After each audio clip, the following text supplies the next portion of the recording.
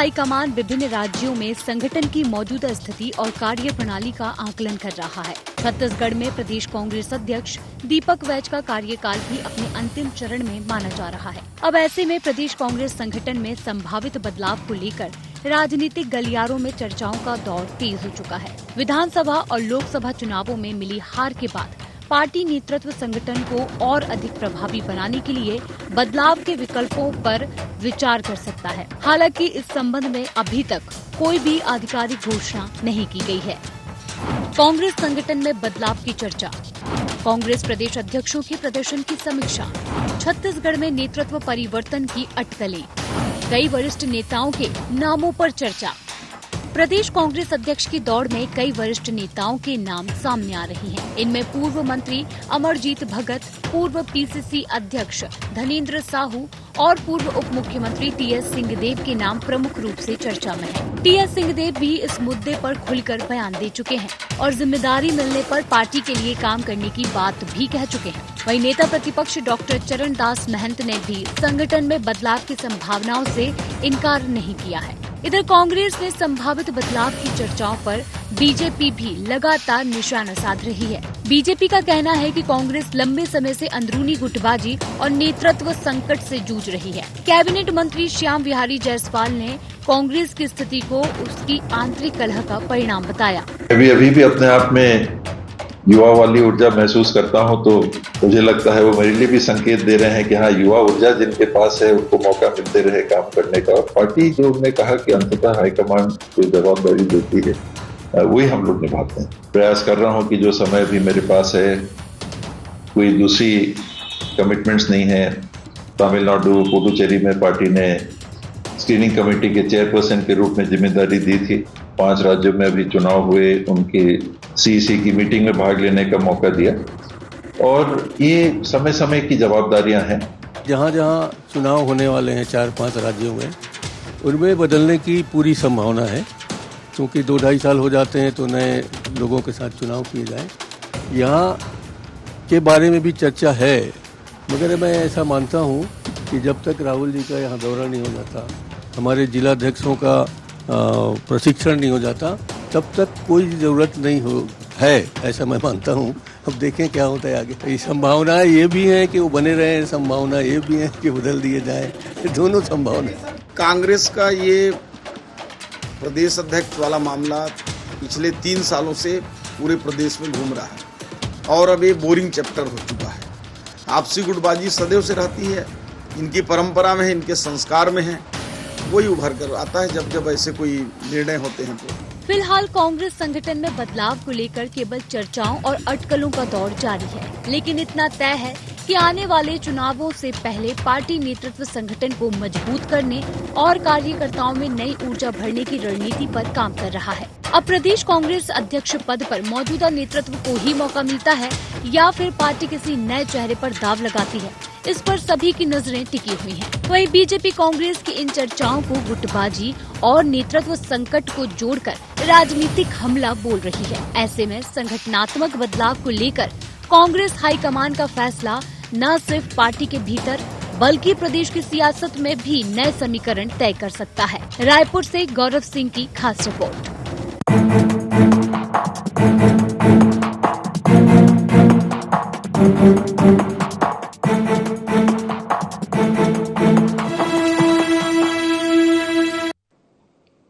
नमस्कार, जय जोहार, गुहार। छत्तीसगढ़ बदलाव की आहट में आप सभी का स्वागत है। मैं हूं आपके साथ दिव्यांशु जोशी। तो चर्चा को देंगे विस्तार, लेकिन उससे पहले एक निगाह डालते हैं क्या है आज के गुहार पॉइंट्स। छत्तीसगढ़ कांग्रेस में बदलाव की आहट के क्या है मायने, चुनावों से पहले हाईकमान की समीक्षा का कितना होगा असर, प्रदेश में नेतृत्व परिवर्तन से कितनी मजबूत होगी कांग्रेस, कांग्रेस में बदलाव के संकेत को बीजेपी क्यों बता रही गुटबाजी। तो छत्तीसगढ़ में आगामी चुनावों की तैयारियों के बीच कांग्रेस संगठन में बड़े बदलाव की जो चर्चा है वो तेज हो गई है। पार्टी नेतृत्व विभिन्न राज्यों के संगठनात्मक ढांचे की समीक्षा कर रहा है और प्रदेश कांग्रेस अध्यक्षों से लेकर के प्रदेश प्रभारियों तक फेरबदल की संभावना भी जताई जा रही है। और इसी कड़ी में छत्तीसगढ़ कांग्रेस में भी नेतृत्व परिवर्तन की अटकलें जो है वो तेज हो गई हैं। ऐसा माना जा रहा है कि पार्टी आने वाले चुनावों को देखते हुए संगठन में नई ऊर्जा और नई रणनीति के साथ आगे बढ़ना चाहती है, लेकिन बीजेपी इसे कांग्रेस का आंतरिक गुटबाजी करार दे रही है। इसी विषय को लेकर के चर्चा करेंगे। कुछ खास मेहमान हमारे साथ चर्चा में शामिल हो रहे हैं, आपका परिचय करा देते हैं। हमारे साथ चर्चा में जुड़ रहे हैं गौरीशंकर श्रीवास जी, भारतीय जनता पार्टी के प्रवक्ता हैं। गौरीशंकर जी, बहुत बहुत स्वागत है आपका ID24 में। हमारे साथ जुड़ रहे हैं अमित श्रीवास्तव जी, कांग्रेस प्रवक्ता हैं। अमित जी, आपका भी बहुत बहुत स्वागत है ID24 में। और हमारे साथ जुड़ेंगे PC रथ साहब, वरिष्ठ पत्रकार हैं। रथ साहब, आपका भी बहुत बहुत स्वागत है ID24 में। शुरुआत में चलिए रथ साहब आपसे ही कर लेता हूं। बार बार ये बात कही जाती है कि भाई आंतरिक गुटबाजी है, कलह है, अंतर कलह है। चलिए वो सारी बातें ठीक है, लेकिन एक कहा जाता है ना कि change is the only constant truth, यानी कि परिवर्तन अवश्यंभावी है, परिवर्तन ही संसार का नियम है, बदलाव होते रहना चाहिए। और नई ऊर्जा भरने के लिए एक नया जोश कार्यकर्ताओं में आए, नई लीडरशिप देखने को मिले, नया व्यक्ति वो कमान संभाले, ये भी ज़रूरी हो जाता है। अभी जैसा कि हम सुन रहे थे थोड़ी देर पहले, जो बात डॉक्टर चरणदास महंत कह रहे हैं वो तो 50-50 की बात कर रहे हैं कि हाँ बदलाव हो भी सकता है, नहीं भी हो सकता है, बदलाव की संभावना से इनकार किया भी जा सकता है, नहीं भी किया जा सकता है। कैसे देखते हैं आप इसे, क्या कहेंगे रथ साहब?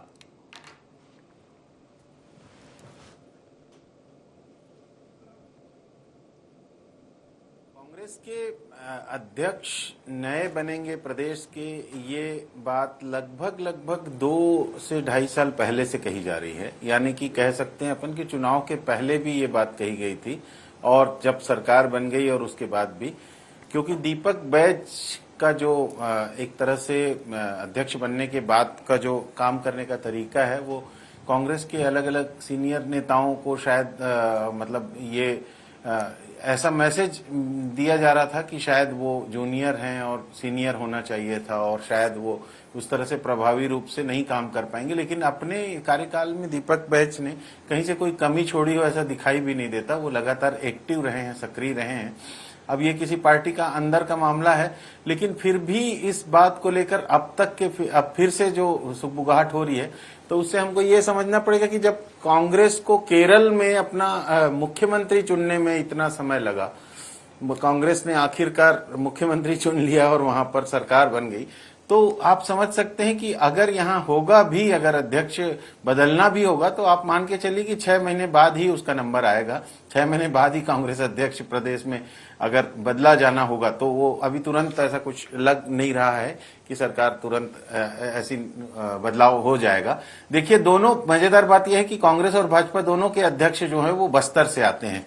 किरण देव भी बस्तर के हैं, भाजपा अध्यक्ष, और कांग्रेस के जो है दीपक बैज भी बस्तर से हैं।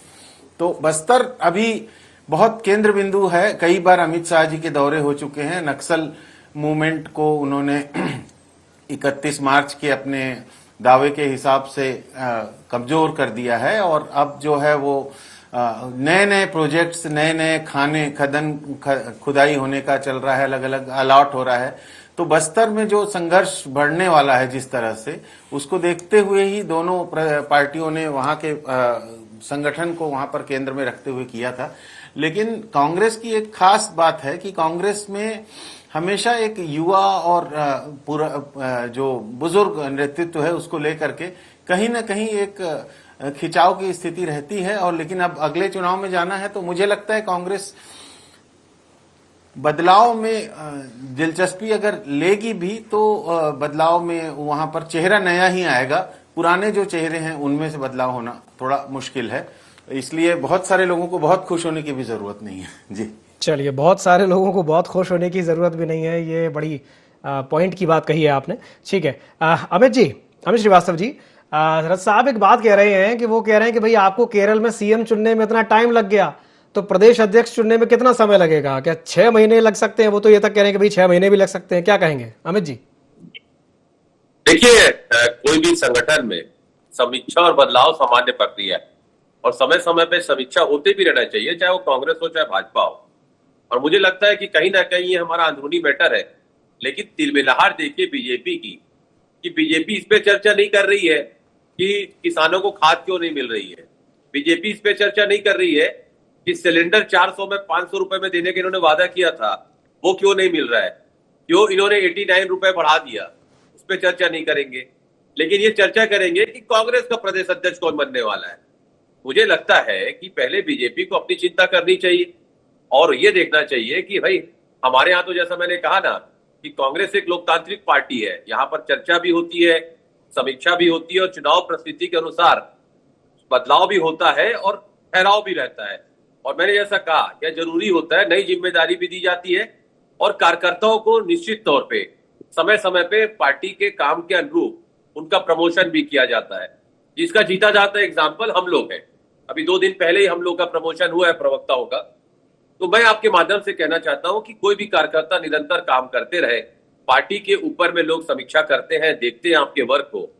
दूसरा, मैंने कहा ना कि बहुत सारे चेहरे हैं कांग्रेस में, ये बीजेपी जानती है, लेकिन बीजेपी को पहले अपना घर संभालना चाहिए, मुझे ऐसा लगता है। क्योंकि कहीं ना कहीं बीजेपी छत्तीसगढ़ में आप देखिए कि जिस प्रकार से मैंने कहा कांग्रेस एक लोकतांत्रिक पार्टी है, आपके यहां तो सीएम भी पर्ची से बन जाते हैं, मंत्री कौन किसका नाम जाता है, कौन बन जाता है, यही समझ में नहीं आता। अगर आप प्रदेश में हमारे ही प्रदेश में लोगों से पूछ देंगे फलाना डिपार्टमेंट का मंत्री कौन है, जनता खुद नहीं जानती। अरे भाजपा के कई कार्यकर्ता नहीं जानते होंगे कि इनका मंत्री कौन है, ये तो इनका हाल है। लेकिन पर्ची से आ गया लिखा हुआ नाम ऊपर से, अब they don't have any option, उनको बनाना ही पड़ेगा। लेकिन मैं फिर आपके माध्यम से कह दूं कि पहले बीजेपी खुद अपने मंत्रिमंडल का विस्तार कर ले, निगम में बचे हुए पदों को बांट दे, अपने कार्यकर्ताओं को संतुष्ट कर ले और संगठन में फैसला जो लटका के रखी है बीजेपी उसको पूरा कर ले, फिर कांग्रेस का चिंता करे। मेरा यही कहना है जी। ठीक है, चलिए ठीक है, आप पानी पी लीजिए, आपको खांसी आ रही थी। चलिए गौरी शंकर जी, क्या कहेंगे अमित जी की बात पर, आपकी प्रतिक्रिया?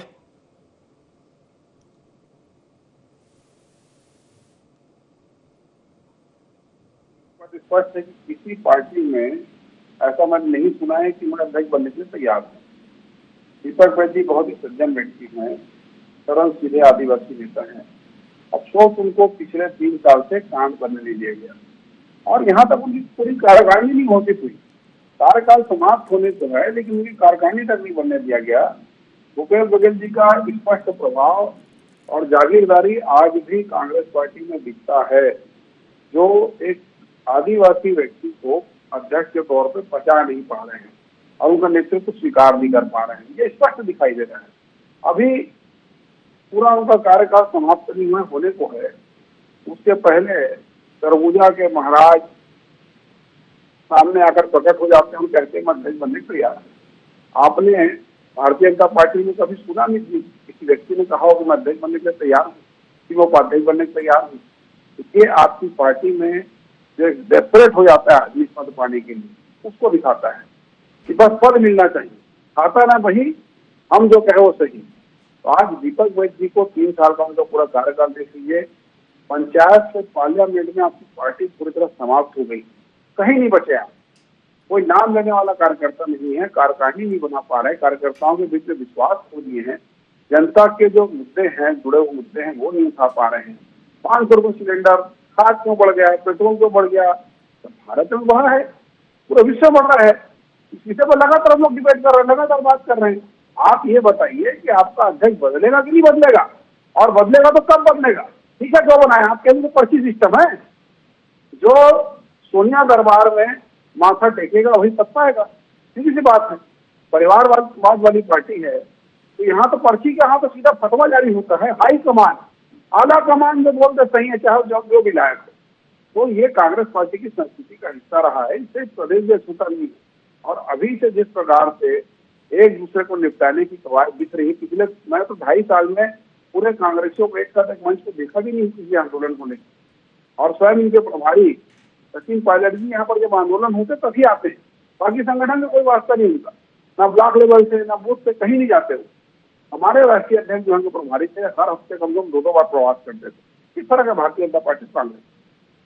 ठीक है, अमित जी कुछ कहना चाह रहे हैं क्या? जी अमित जी। है बीजेपी का अभी जनता के बीच में बेनकाब हो गए और आपकी प्रबुद्ध जनता भी अब इन्हें समझने ले गई है, इसलिए शायद इनको सीरियसली लेते नहीं है।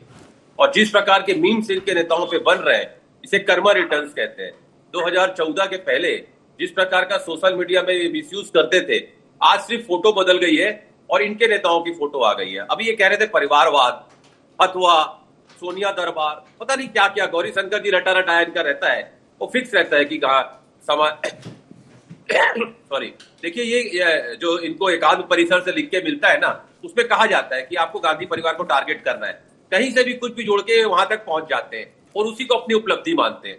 अब ये परिवारवाद की बात कर रहे थे, भैया मुझको बताइए, आपके अनुराग ठाकुर जी कहां से आए, राजनाथ सिंह के बेटे कहां से आए, अभिषेक सिंह जी कहां से आए, दुष्यंत सिंह जी कहां से आए, पीयूष गोयल जी कहां से आए, सीलेवार ऐसे नाम गिरा दूंगा गौरी शंकर जी।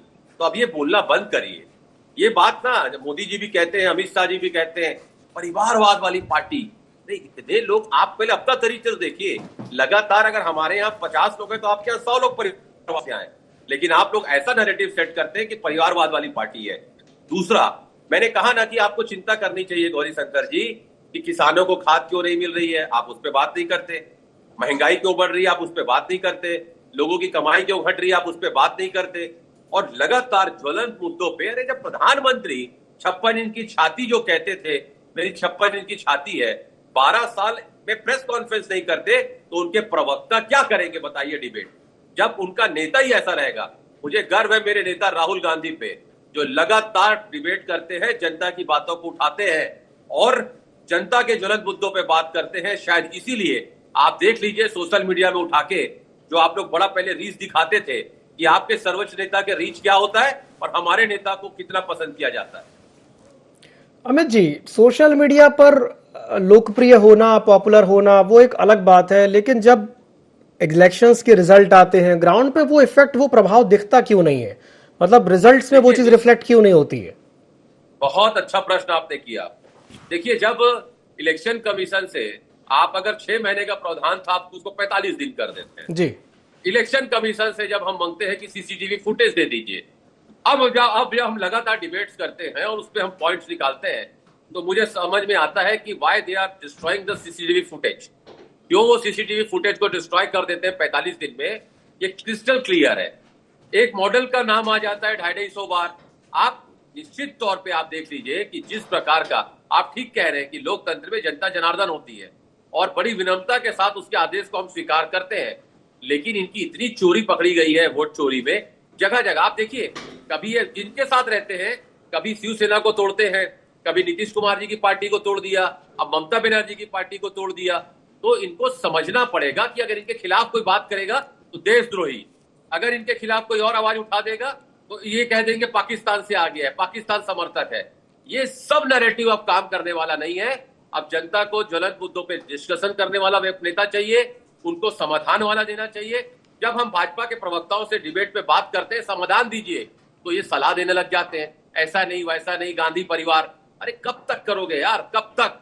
12 साल हो गए, अब ज्वलंत मुद्दों पे बात करो, जनता परेशान है। मतलब आप ये कह रहे हैं कि भाई वही बात आप हमारे यहाँ कह रहे थे। जी, मैं फिर कहता हूं कि आप अपनी पार्टी को देखिए, डबल इंजन की सरकार में डबल ट्रबल लोगों को है और आपके इंजन खुद आपस में टकराने लग गए। जब बीजेपी को वो व्यक्ति या नेता कुछ कहता है तो वो देशद्रोही होता है, और जब वही व्यक्ति बीजेपी में शामिल हो जाता है तो देशभक्त हो जाता है, ऐसा? देशभक्त हो जाता है, बिल्कुल सही कहा। चलिए ठीक है जी। गौरी शंकर जी, आपकी प्रतिक्रिया? अमित जी ने कहा कि परिवारवाद भारतीय जनता पार्टी में है, दुष्यंत चौटाला, पंकज सिंह, अभिषेक सिंह, क्या नाम इन्होंने गिना दिए। मैं छोटा सवाल पूछूंगा और मैं चाहता हूँ अमित जी को त्वरित जवाब दे। आपने जितने भी नाम बताए, क्या वो इस देश का प्रधानमंत्री, मुख्यमंत्री चुनते हैं? क्या वो आला कमान है भारतीय जनता पार्टी की? बताइए अमित जी।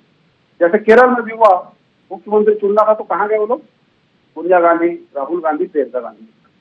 क्या किसी राज्य का मुख्यमंत्री बनाना था तो आपने जो नाम बताए, इनके पास कोई गया? बताइए जरा, उदाहरण प्रस्तुत कीजिए ऐसा कुछ हो तो। जितने नाम आपने बताए हैं बताइए अमित जी, मैं सुनना चाहता हूँ। जितने नाम आपने बताया, क्या भारतीय जनता पार्टी के आला कमान है क्या? जवाब दे दिया अमित जी। जी अमित जी बोलिए। दिव्यांशु जी, आप इनका प्रश्न रिपीट कर दीजिए तो प्लीज। मैं रिपीट कर देता हूँ अमित जी। आपकी आवाज नहीं आती गौरी शंकर जी, आजकल आपकी आवाज थोड़ी, मुझे मालूम आवाज नहीं आएगी। गौरी शंकर जी, आप अपना सवाल एक बार और पूछ दीजिए ताकि मैं भी आपकी बात को और अच्छे से समझ सकूं। जी। अमित जी ने ये कहा कि भारतीय जनता पार्टी में परिवारवाद है, दुष्यंत चौटाला, पंकज सिंह, अभिषेक सिंह, क्या नाम इन्होंने बताया, ये सब परिवारवाद के पर्यायवाची। आपने जितने नाम बताए अमित जी, क्या ये नाम मुख्यमंत्री, प्रधानमंत्री या केंद्रीय मंत्री का चयन करते हैं? इनको वो पात्रता है? क्या ये भारतीय जनता पार्टी का आला कमान है? केरल में जैसे आपको मुख्यमंत्री चुनना था तो किसके पास गए थे आप लोग? सोनिया गांधी, प्रियंका गांधी, राहुल गांधी, है ना? क्या किसी राज्य का मुख्यमंत्री चुनने के लिए इन नामों के पास कोई है? बताइए जरा, सब उदाहरण होता आपके सामने, सुनना चाहूंगा। जी अमित जी, नहीं बनना चाहते थे क्या? आप बताइए, क्या वो परिवारवाद की उपज नहीं थे?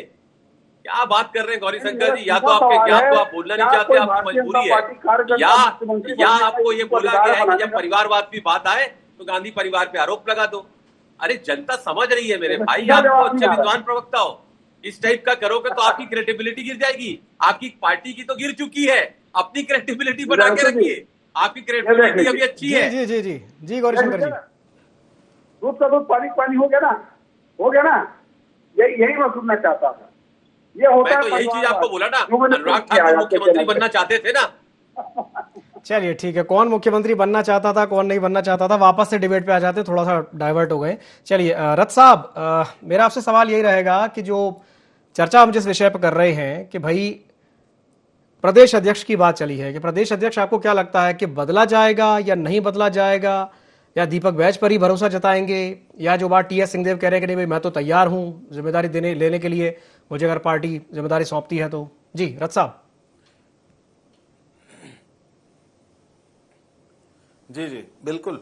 देखिए, जो दौर है, जिस तरह से कांग्रेस को अपने ज्यादातर राज्यों में चुनौतियों का सामना करना पड़ रहा है जिस तरह से, उसमें मुझे नहीं लगता है कि कांग्रेस अभी अगर बदलाव करेगी भी तो कोई पुराने चेहरों पे दाव लगाएगी, ये मुझे नहीं लगता है। ये सभी नेताओं की अपनी अपनी खुशफहमी हो सकती है, लेकिन आप याद करेंगे जब कांग्रेस विपक्ष में थी और पूनिया जी को उन्होंने बनाया था प्रदेश प्रभारी, और पूनिया जी ने आके बड़े पैमाने पे दौरे किए थे, और प्रदेश में जो एक तीन ताकतें एक तरह से थी, जिस तरह से कांग्रेस, भाजपा और जोगी जी की अपनी दखल हुआ करता था, अजीत जोगी जी पूर्व मुख्यमंत्री का, तो वो उस दौर में कांग्रेस के पूनिया जी के जो दौरे हुए, एक एक ब्लॉक लेवल पर, एक एक गांव कस्बे तक के उन्होंने सघन दौरे किए, और जिस तरह से उस समय जो प्रदेश अध्यक्ष के रूप में काम कर रहे थे उनको आगे चलकर नेतृत्व मिला, तो आप देखेंगे कि कांग्रेस अपनी तैयारी में वो जो दौर था उसको कहीं ना कहीं अपने अनुभव के रूप में रखेगी।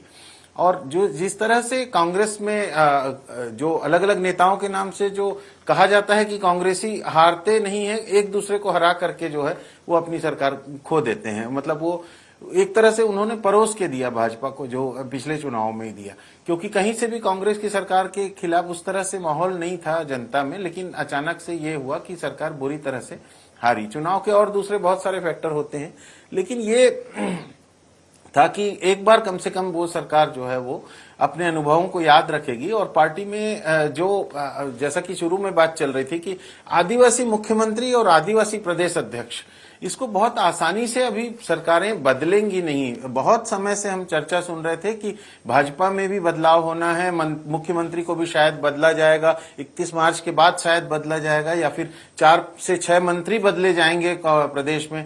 ये चीजें चल रही हैं काफी समय से, लेकिन बदलाव अभी तक हुआ नहीं है। तो इसलिए मुझे लगता है अभी ये चीजें अभी पेंडिंग है, ये सब चीजें अभी इस पे निर्णय शायद नहीं होगा। और जब चुनाव के लिए सिर्फ एक साल बचा रहेगा, तब मुझे लगता है कि शायद ये प्रदेश अध्यक्ष को बदलने का कुछ काम होगा, अगर तब तक के परफॉर्मेंस के आधार पर कांग्रेस नेतृत्व को ऐसा कुछ लगता है तो। क्योंकि अभी देखिए, अभी जो समय है उसमें जिन राज्यों में चुनाव होने हैं वहां पर फोकस होगा, किसी भी दोनों बड़े राजनीतिक दलों का फोकस उन राज्यों में होगा जहां आगामी चुनाव होने हैं। तो संगठन को लेकर के जो भी उठापटक है वो उन राज्यों के लिए होंगी।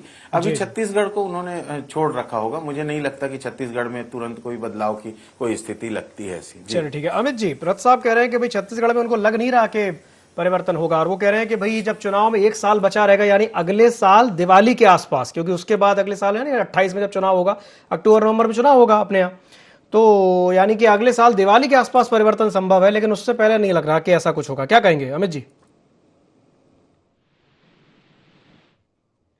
उस पर टिप्पणी नहीं करना चाहता, लेकिन मुझे लगता है कि ये सतत प्रक्रिया है। बदलना नहीं बदलना ये हाईकमान का फैसला है, हमारे स्टेट नेतृत्व का फैसला है कि, लेकिन निश्चित तौर पे मैं आपको बता दूं कि लगातार जिस प्रकार से हमने देखा था, नाम तो चलते रहते हैं, अगर बदलने की सुगबुगाहट होती है चाहे नहीं होती है, क्योंकि आप याद रखिए जब इनके अभी नितिन नवीन जी बन रहे थे तो यादव जी का नाम था, अभी जो बच्चों का जो भविष्य बर्बाद किए हैं धर्मेंद्र प्रधान जी उनका नाम था, ऐसे अनगिनत कई नेताओं के नाम थे। कभी बोलते थे शिवराज सिंह जी बन जाएंगे, बना कौन? जिनको दोनों भाई साहब कहते थे। अभी ये कह रहे थे गौरीशंकर जी कोई खाता ना भाई और ये कह दे वो सही। आप क्या चलता है साहब, कोई खाता ना भाई, जो दोनों भाई साहब कह दे वही सही, और वही हम देखते आ रहे हैं पिछले 12 सालों से। लेकिन मैं फिर आपके माध्यम से कहना चाहता हूं गौरीशंकर जी कि हजारों सवालों से अच्छी है मेरी खामोशी, ना जाने आज आपके कितने सवालों की आबरू रख रहा हूं मैं। चलिए ठीक है गौरीशंकर जी, अगर कोई अंतिम टिप्पणी करना चाहें तो कर दीजिए, चर्चा को समाप्त करना है। जी गौरीशंकर जी। जो कह रहे थे उस बात से मैं इत्तेफाक रखता हूँ, और मुझे ऐसा लगता है कि दीपक बैठ जी को एक नाइट वॉचमैन बनाकर इन लोग इस्तेमाल कर रहे हैं। उनको पूरा पावर नहीं दिया गया है, स्पष्ट दिखाई देता है, उनकी बेबसी दिखाई देता है, बहुत सज्जन व्यक्ति है। उनको आक्रामक नहीं दिया जा रहा है, उनको दबाया जा रहा है, उनकी कारखानी तक घोषित नहीं करने दे रहे हैं। नाइट वॉचमैन का इस्तेमाल कर रहे हैं कि भाई खेल लो, जितना देर खेल सकते हो, बाद में आउट हो जाओ तो कोई दिक्कत नहीं, हम आगे खेलेंगे। यही सबसे बड़ी बात है कि गांधीवासी युवा नेतृत्व को किस प्रकार से दबाकर, डराकर, धमकाकर और इस्तेमाल करके किस प्रकार से वॉशिंग मशीन बनाया जाए, वॉशिंग पाउडर बनाया जा रहा है, यह यहाँ पर स्पष्ट दिखाई दे रहा है। दीपक बैठ जी में बहुत क्षमता है, लेकिन उसका इस्तेमाल कांग्रेस पार्टी नहीं कर रही है। प्रदेश में चूंकि हमने पहला आदिवासी मुख्यमंत्री लिया है, उसके मुकाबले यहाँ पर एक आदिवासी अध्यक्ष देना है, खड़ा कर। चलिए ठीक है, ठीक है। चलिए अब वो आपकी सोच हो सकती है कि नाइट वॉचमैन है या जो भी है, खैर बदलाव अगर होता है तो अच्छे के लिए ही होता है, ऐसा कहा जाता है कि बदलाव अगर होता है तो अच्छे के लिए होता है, नहीं भी होता है तो कोई बात नहीं, जब होगा तब देखा जाएगा। चलिए बहुत बहुत धन्यवाद आप तीनों मेहमानों का हमारे साथ जुड़ने के लिए, चर्चा में शामिल होने के लिए। तो खबरों का सिलसिला लगातार जारी है और समय की बाध्यता के चलते मैं इस चर्चा को यहीं समाप्त करना चाहूंगा। बने रहिए ID24 के साथ। नमस्कार।